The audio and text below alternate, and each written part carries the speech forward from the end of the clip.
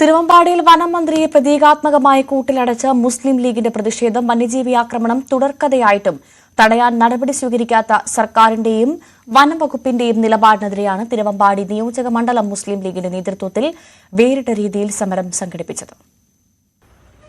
വനം മന്ത്രി എന്നെഴുതിയ കാറിൽ വനം മന്ത്രി AK ശശീന്ദ്രന്റെ മുഖംമൂടി ധരിച്ചെത്തിയ ആളെയാണ് വഴിയിൽ തടഞ്ഞു നിർത്തി കൂട്ടിലടച്ചത്.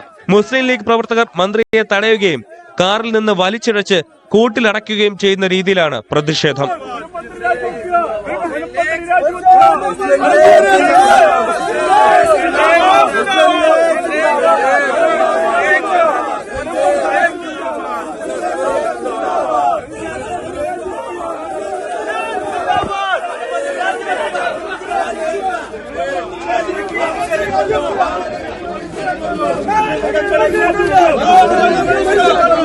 പ്രതിഷേധ പരിപാടിക്ക് മുസ്ലിം ലീഗ് നിയോജക മണ്ഡലം നേതാക്കൾ നേതൃത്വം നൽകി.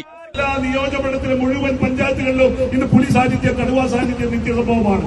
ഇന്ന് റിപ്പോർട്ട് ചെയ്യപ്പെട്ട സംഭവം ഇതുപോലൊരു കൂടുമായിട്ട് അവർ കടന്നു വരും. ഇവർ വന്നിട്ട് പറയും ഞങ്ങൾ ഇര വെച്ച് കാത്തിരിക്കുകയാണ്. പലപ്പോഴും കൂട് തുറന്നു നോക്കുമ്പോൾ ഇരയുണ്ടാവില്ല, ഇരയില്ലാതെ പുലി കയറിക്കോട്ടെ, കടുവ കയറിക്കോട്ടെ എന്നാ പറയുന്നത്. ഇര പോലും വെക്കാതെ കൂടുമായി നടന്നുകൊണ്ട് സാധാരണ ജനത്തിന്റെ ജീവനും സ്വത്തിനും യാതൊരു വിലയും കൽപ്പിക്കാത്ത വനം വകുപ്പ് മന്ത്രിയെ പ്രതീകാത്മകമായി കൂട്ടിലടക്കാനാണ് നിയോജക തീരുമാനിച്ചത്.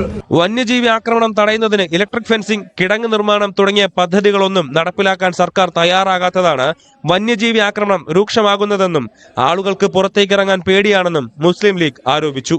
ന്യൂസ് 18 കോഴിക്കോട്.